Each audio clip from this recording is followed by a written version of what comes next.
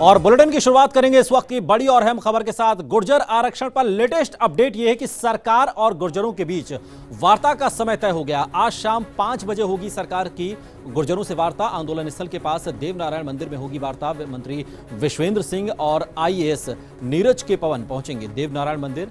आयोजन स्थल से करीब 2 किलोमीटर दूर है ये मंदिर। भरतपुर से आंदोलन स्थल तक जाने वाले सड़क मार्ग बंद कर दिए गए हैं। ऐसे में हेलीकॉप्टर के जरिए पहुंच सकते हैं सरकारी वार्ताकार। उधर ये हो सकता है कि गुर्जर समाज की ओर से वार्ताकार हों कर्नल बैंसला वार्ता में शामिल हो सकते हैं। शैलेंद्र एडवोकेट अतर सिंह, माधांता सिंह, कैप्टन जगराम, भोरा भगत, विजय सिंह, हर प्रसाद, एडवोकेट रवि प्रसाद, जगदीश मलारना, मुकेश कोटपुतली शामिल हो सकते हैं इस चर्चा में। इसके अलावा आपको बता दें करीब 10 से 15 वार्ताकार इस वार्ता में शामिल हो सकते हैं। तो सरकार की ओर से जो कमेटी गठित की गई है उसमें अब विश्वेंद्र सिंह की अगुवाई में ये वार्ता होनी है।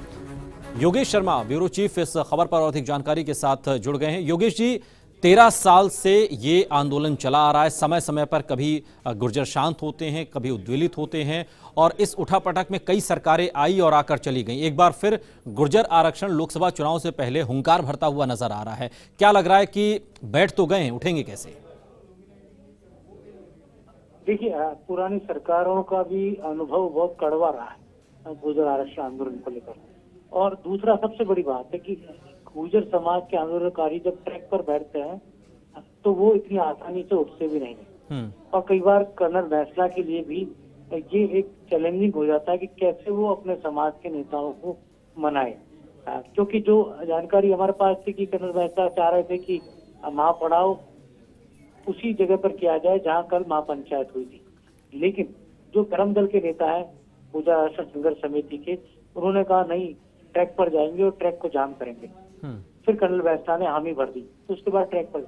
और जो 13 साल पुराना इतिहास है हिंडौन के रेल रोको आंदोलन से, जो एक भीषण गुर्जर आंदोलन की शुरुआत हुई थी जी। और जिस आंदोलन से कर्नल बैंसला चमके थे, यूं कह सकते हैं पूरे राष्ट्रीय स्तर पर भी बिल्कुल इस आदमी का उदय हो गया था कि आखिर कौन है कर्नल बैंसला। उससे पहले से कर्नल बैंसला को कोई जानता नहीं था। और मुझे अच्छी तरह याद है कि जयपुर में आज 13 साल पहले एक प्रेस कॉन्फ्रेंस जब हुई थी पिंक सिटी प्रेस क्लब में गुर्जर आरक्षण को लेकर, उस समय राम गोपाल गार्ड, शायर रहवाई जैसे बड़े नेता हुआ करते थे और कर्नल बैंसला भी उसके बीच में ही बैठे हुए थे। लेकिन किसी ने भी उस और या उनकी ओर ध्यान नहीं दिया। ना प्रेस के अट्रैक्शन में वो लोग आए। लेकिन एक दिन ऐसा आया जब कर्नल बैंसला पूरे गुर्जर आरक्षण आंदोलन के बिल्कुल, और आज 13 साल बाद एक बार फिर वो लीड कर रहे हैं। लेकिन योगेश जी, थोड़ा सा टेक्निकली अगर इसे हम समझने की कोशिश करें, सरकार ये कह रही है कि देखिए हमारे स्तर पर तो कुछ है नहीं, हमारे स्तर पर क्या हम कर सकते हैं आप हमें बताइए। हमें जो करना था, यानी कि राज्य सरकार को जो करना था वो किया जा चुका है। अब तो गेंद केंद्र के पाले में है। टेक्निकली समझे तो समस्या है कहाँ? देखिए, सबसे बड़ी बात है कि गुर्जर आरक्षण आंदोलन को लेकर राज्य सरकार के पास लिमिटेड पावर्स है। राज्य सरकार राज्य की विधानसभा में संकल्प बिल लाकर गुर्जर समाज के लिए आरक्षण के प्रावधान को आगे कर सकती है। वो काम पिछली सरकार कर चुकी है। संकल्प पत्र भी राजस्थान की सरकार में आ गया।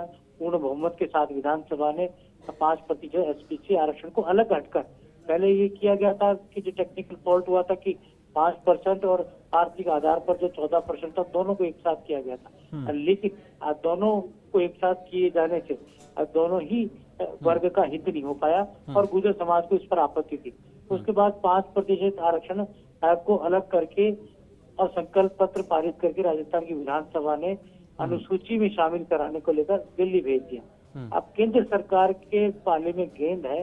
केंद्र सरकार संसद में इसको लेकर अध्यादेश लाए और राज्य सरकार नोटिफिकेशन जारी करे। कर्नल बैंसला और उनकी टीम ये चाह रही है कि नोटिफिकेशन तुरंत जारी किया जाए, एसएलपी सुप्रीम कोर्ट में दाखिल की जाए और 5% आरक्षण को लेकर राजस्थान सरकार अपना बिल्कुल। लेकिन योगेश जी, ये तो कर्नल बैंसला पहले भी कहते रहे हैं और इस बार थोड़ा और पुरजोर तरीके से अपनी बात रख रहे होंगे, ये एक अलहदा विषय है। लेकिन ये बात व्यावहारिक कितनी है? जो जिद कर्नल बैंसला ने पकड़ी है, संवैधानिक तौर पर देखें सरकार के पक्ष को अगर समझने की कोशिश करें, राज्य सरकार तो लगातार अपील कर रही है कि हम क्या कर सकते हैं, हमें बताइए, शांति लेकिन बनाए रखें। लेकिन कर्नल बैंसला जो जिद पकड़ रहे हैं, टेक्निकली उसमें कहां पेंच फंसेगा? और ये जो बात है कि हमें कागज जब तक नहीं दिया जाता 5% आरक्षण का, तब तक हम नहीं उठेंगे, व्यावहारिक कितनी है ये बात? देखिए, बिल्कुल ये व्यवहारिक इसलिए कही जा सकती है क्योंकि गुर्जर समाज को अभी तक उनका वाजिब हक नहीं मिला है। 5% जो एसपीसी आरक्षण का लाभ है, जो कानून की पेचीदगियों में जाके उलझ जाता है, जुडिशरी में जाके उलझ जाता है, कर्नल बैंसला चाहते हैं कि जो गवर्नमेंट है अपने अनुसार अपने जो एजेंडा है उसको क्लियर करे और राजस्थान की सरकार इस बारे में केंद्र की सरकार को भी लिंक कर दे, नोटिफिकेशन जारी करके दे और भी जो कवायद राजस्थान की सरकार के द्वारा 5% आरक्षण को लेकर की जानी वो करे। अब 50% से अलग हटकर भी यहाँ पर जिस तरह से 10% आरक्षण आर्थिक आधार पर स्वर्ण पिछड़ों को दिया गया है, उसी राह पर केंद्र सरकार इस बारे में गुर्जर समाज को उनका लाभ दे सकती है। दूसरी बड़ी डिमांड जो गुर्जर समाज की ओर से आ रही है वो आ रही है कि 50% कैटेगरी जो ओबीसी की है उसके अंदर 5% का लाभ दिया जाना चाहिए। हालांकि ये काम इतना आसान इसलिए नहीं है क्योंकि जो अन्य जो जातियां, खास तौर से जो जाट वर्ग है, वो इस पर नाराजगी जाहिर कर सकता है। तो 5% ओबीसी के अंदर अगर आरक्षण का लाभ दे दिया जाता तो वो टेक्निकली उसमें कहीं कोई दिक्कत होगी नहीं, लेकिन अब उससे अन्य समाजों में दिक्कत आएगी। ये सरकार के लिए चिंता की बात है। ये लेकिन योगेश जी, इस बीच जो सरकार की ओर से जो प्रतिनिधिमंडल और कर्नल बैंसला की ओर से जो प्रतिनिधिमंडल, ये जो बैठक होने वाली है, इस बैठक से क्या उम्मीद करें? देखिए, मोटे तौर पर माना ये जा रहा है कि जो फॉर्मूला राजस्थान की गवर्नमेंट लेकर जाएगी, जो मसौदा लेकर जाएगी और जिस चिट्ठी की बात है कर्नल बैंसला कर रहे हैं, उस चिट्ठी पर सहमति यहाँ पर की जा सकती है और ये प्रारंभिक चर्चा होगी। इसके बाद हो सकता है कि कर्नल बैंसला और अशोक गहलोत जो कि राजस्थान के मुख्यमंत्री है उनके बीच में चर्चा हो सकती है और उसके लिए कर्नल बैंसला खुद आ सकते हैं जयपुर। लेकिन पहले जो वार्ता होगी वो वार्ता, क्योंकि अब एक दबाव बनाया गुर्जर आरक्षण के आंदोलनकारियों ने कि ट्रैक पर ही वार्ता की जाए।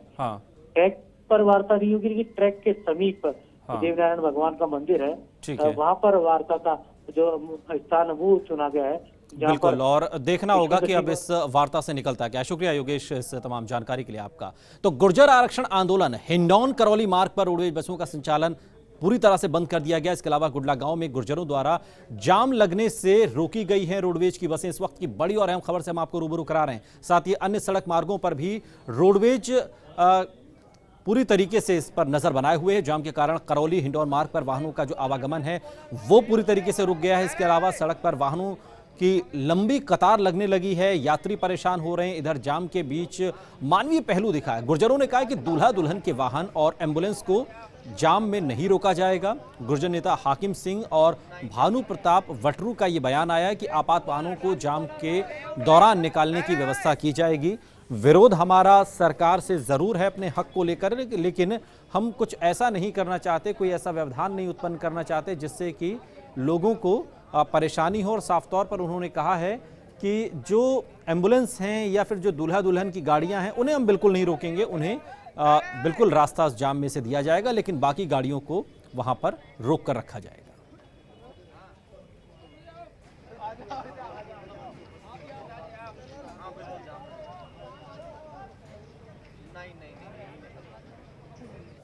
और यहां रुक रहे हैं, एक बहुत छोटे से ब्रेक के लिए होंगे फौरन हाजिर। आप कहीं जाइएगा नहीं, देखते रहिए फर्स्ट इंडिया न्यूज।